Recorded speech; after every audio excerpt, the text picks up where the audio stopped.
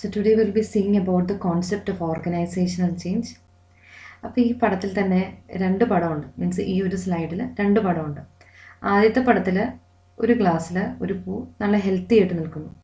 രണ്ടാമത്തെ ഗ്ലാസ്സിൽ ആ പൂ ചീഞ്ഞുപോയി, എന്തൊക്കെയോ കാരണങ്ങൾ കൊണ്ട് ചീഞ്ഞുപോയി. അതായത് ആദ്യത്തെ ഗ്ലാസ്സിലെ വെള്ളം റെഗുലറായിട്ട് ചേഞ്ച് ചെയ്ത് ആ ഒരു പെർട്ടിക്കുലർ പൂവിന് ജീവിക്കാൻ സാധിക്കുന്നു. രണ്ടാമത്തെ ഗ്ലാസ്സിലെ വെള്ളം മാറ്റിയില്ല, അത് വെള്ളം ചീത്തയായി ആ പൂ ചീഞ്ഞുപോയി. അതുപോലെ തന്നെയാണ് ഓർഗനൈസേഷൻ്റെ കാര്യം. ഓർഗനൈസേഷൻസ് ടൈം ടു ടൈമായിട്ട് ആവശ്യമുള്ള ചേഞ്ചസ് പ്രോപ്പർ ടൈമിൽ അണ്ടർഗോ ചെയ്താൽ they can survive or else they will be wiped out from the market. That is about the concept of change. So we'll see what is change.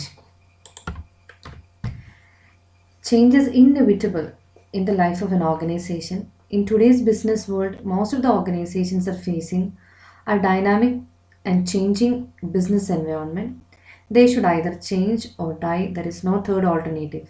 അതായത് ഏതൊരു organisation ആണെങ്കിലും അവർ ഏത് മേഖലയിൽ cater ചെയ്യുന്ന ഒരു organization ആണെങ്കിലും at some point of time they have to undergo some sort of change.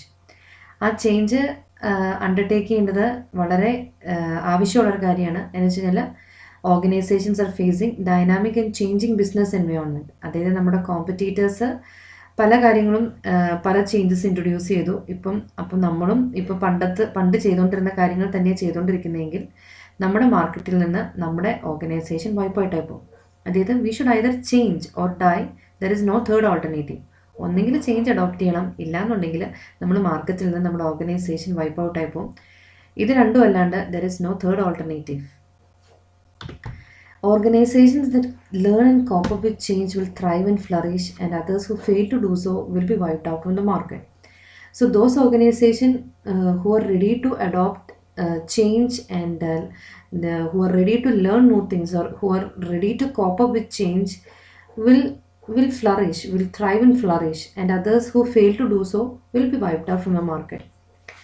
Now I am giving you an example of a company who have been wiped out from the market without adopting changes at the proper time. Ambassador. ഇപ്പം നിങ്ങളോട് ആരെങ്കിലും ഒരു പുതിയ car മേടിക്കാൻ നിങ്ങളൊരു തീരുമാനം എടുക്കുകയാണെങ്കിൽ നിങ്ങളുടെ ഒരിക്കലും ഒരു ഫസ്റ്റ് ഓപ്ഷൻ അല്ലെങ്കിൽ 10 ഓപ്ഷനിൽ ഒരിക്കലും അംബാസഡർ കാർ പെടില്ല. But Ambassador was one of the very famous company in olden times. അതായത് പണ്ട് കാലത്ത് വളരെ ഫേമസ് ആയിട്ടൊരു കമ്പനിയായിരുന്നു അംബാസഡർ. അപ്പം എന്താണ് significant? There were no significant changes in the design of Ambassador in the last many years. So what is its condition now? It has been failed or it has been wiped out from the market. And I'm giving you an example of a company who has become very successful by undergoing change. Royal Enfield is one of the company which was very popular in the olden times. അതിനുശേഷം ഇപ്പോൾ present മാർക്കറ്റിൽ അവർക്ക് നിൽക്കാൻ വേണ്ടിയിട്ട് അവർ നമ്മളുടെ ഇപ്പോഴത്തെ കസ്റ്റമേഴ്സിൻ്റെ needs and wants മനസ്സിലാക്കി അതിനനുസരിച്ച് അവർ പ്രൊഡക്റ്റ് ഡിസൈൻ ചെയ്തു. And now it becomes A very famous company. Very popular കമ്പനിയാണ്. അപ്പം ടൈം ടു ടൈം ആയിട്ട് അവർ ചേഞ്ച് ഇൻട്രൊഡ്യൂസ് ചെയ്ത് മാർക്കറ്റിൽ സക്സസ്ഫുൾ ആയിട്ട് നിൽക്കുന്ന ഒരു ഓർഗനൈസേഷനാണ് Royal Enfield. Now we'll see the definition of change. When an organization system is disturbed by some internal and external force, change frequently occurs. അതായത് ഒരു ഓർഗനൈസേഷൻ സിസ്റ്റത്തിനെ ചില internal and external force trigger ചെയ്യും. ആ trigger ചെയ്യുന്നത് മൂലമാണ് change occur ആവുന്നത്. Change as A process is simply modification of the structure or process of a system. അതായത് exist ചെയ്യുന്ന സ്ട്രക്ചറിലോ ഇപ്പോൾ അവർ ചെയ്തുകൊണ്ടിരിക്കുന്ന ഒരു പ്രോസസ്സിലോ ചെറിയൊരു സിമ്പിൾ മോഡിഫിക്കേഷൻ വരുത്തുന്ന ഒരു പ്രോസസ്സിനെയാണ് ചേഞ്ച് എന്ന് പറയുന്നത്. ചിലപ്പോൾ അത് നല്ലതായിരിക്കാം, അല്ല ചിലപ്പം ബാഡായിരിക്കാം. The concept is descriptive only. So in simple words, change means alteration of the status quo or making things different. അതായത് ഇപ്പോൾ ചെയ്തുകൊണ്ടിരിക്കുന്ന കാര്യത്തിൽ എന്തെങ്കിലും ചെറിയ മാറ്റങ്ങൾ വരുത്തിയാലോ അതിനെ നമ്മൾ ചേഞ്ച് എന്ന് പറയുന്നു. Then we'll see the various nature of change. Change is law of nature. അതായത് മാറ്റം എന്നുള്ളത് ഒരു പ്രകൃതി നിയമമാണ്. ദെൻ ചേഞ്ചിന് കാരണമാകുന്ന കാര്യങ്ങൾ എന്ന് വെച്ച് കഴിഞ്ഞാൽ it is some pressure from the internal and external forces in the organization.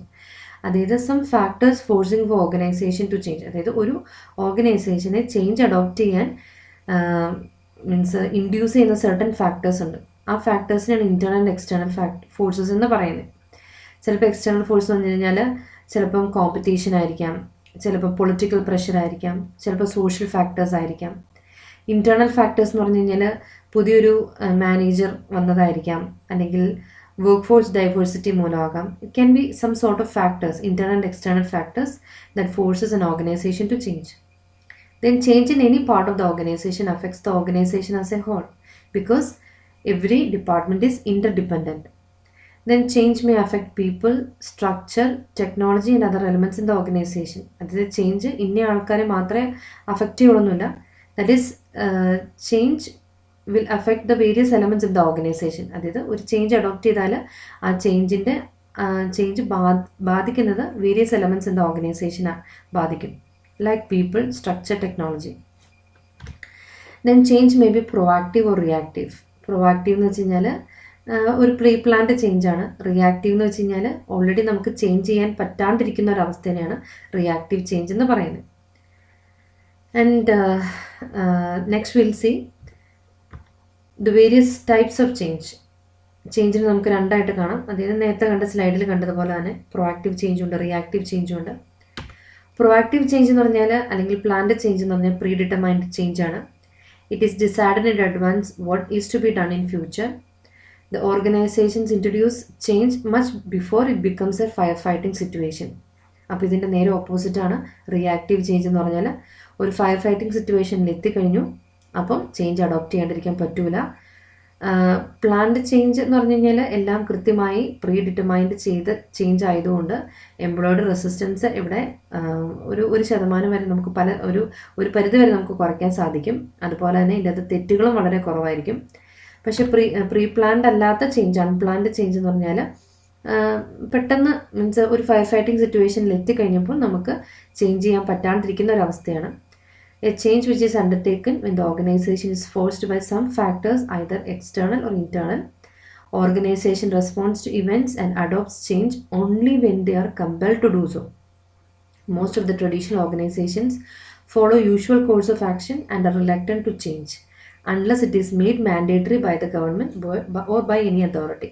അതായത് unless it is made mandatory by a government or by any authority, only they are going to undertake change. So such type of change is called a reactive change.